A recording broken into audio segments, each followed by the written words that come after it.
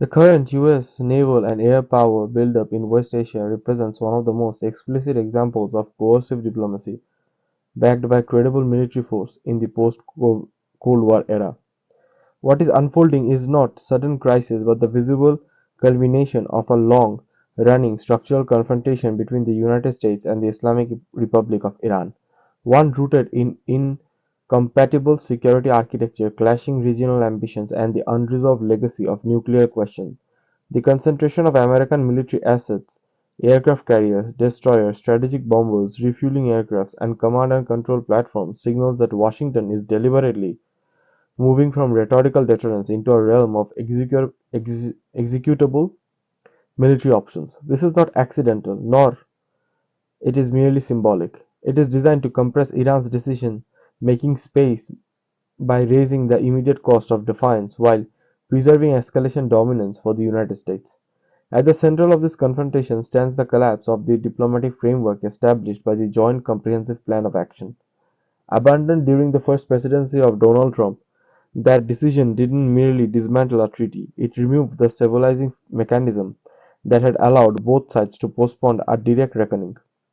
Since then, Iran has incrementally expanded its nuclear capability while the United States has relied on sanctions, covert actions, and intermittent military signaling to restrain Tehran.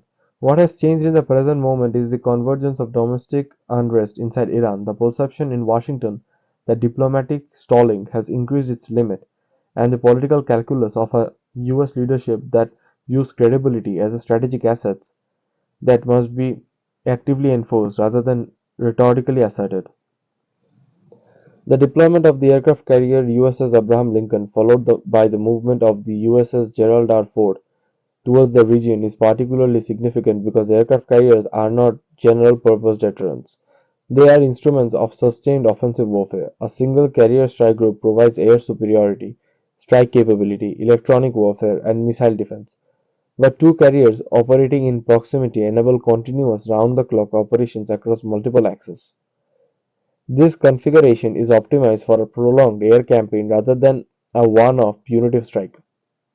It allows the United States to neutralize Iranian air defenses, strike hardened facilities, and maintain persistent pressures without committing ground forces, which remain politically costly and strategically risky. The air power is the decisive variable in this equation. The deployment of F-22 stealth fighters signals preparation for the first day of war operations, aimed at dismantling Iran's integrated air defense systems, securing uncontested control of the airspace. The presence of F-16 and F-15 aircraft indicate readiness for follow-on strike missions, interdictions, and close coordination with naval forces. Perhaps most revealing is the heavy reliance on KC-135 aerial refueling aircraft and E-3 airborne warning system. These assets are not glamorous, they are indispensable for sustained operations at range. Their deployment confirms that the United States is planning for endurance, not spectacle. This is the logical skeleton for a serious military campaign. Iran, by contrast, occupies a structural asymmetric position. It is not It doesn't need to defeat the United States militarily. It only needs to raise the cost for US actions high enough to fracture political will in Washington and among its allies. Tehran's strategy is therefore oriented towards indirect retaliation and regional destabilization rather than conventional confrontation. Iranian doctrine emphasizes missile strike on fixed bases, maritime disruption in choke points, and activation of proxy forces across Syria, Iraq, Lebanon, and Yemen. These tools are designed to exploit the vulnerability inherent in the extensive US military footprint across West Asia.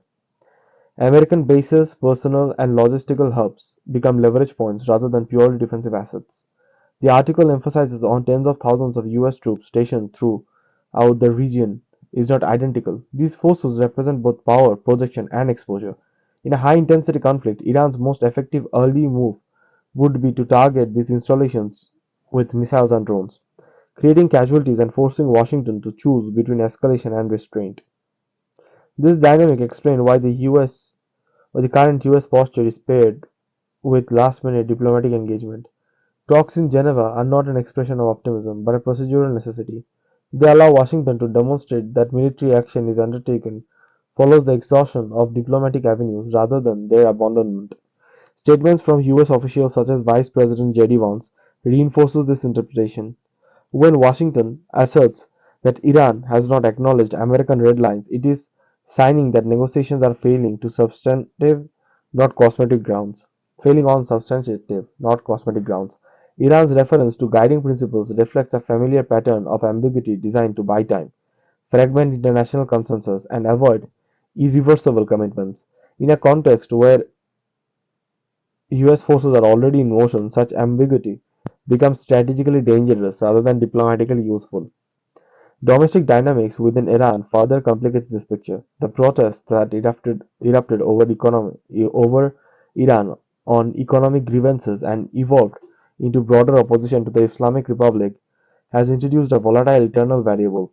For segments of the Iranian opposition, external pressure is perceived as a catalyst for regime change rather than a threat to national sovereignty. This perception creates a moral hazard. Iranian leaders must demonstrate strength abroad to deter international fragmentation. While US leaders may calculate that external pressure can accelerate internal collapse, historically such mutual miscalculations have been a common prelude to war. From Washington's perspective, the stakes extend beyond US and Iran's credibility. If Iran crosses declared red line without consequences, other adversaries might revise their assessment of American resolve.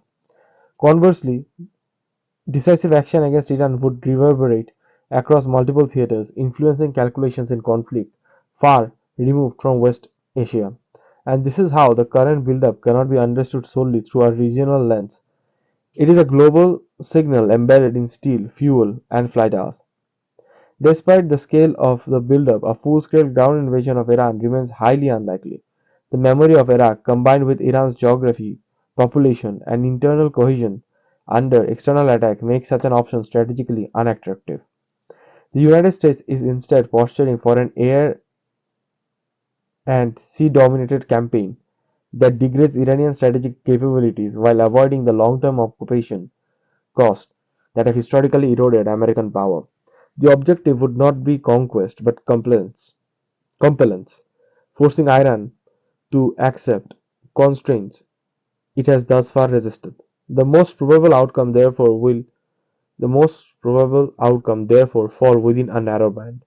Either Iran concedes enough under pressure to allow Washington to claim diplomatic success, or the United States initiates a limited but intense military campaign designed to reassert red lines and reset the strategic balance. In both cases, instability is likely to persist because the underlying antagonism between the two states is structural rather than situational.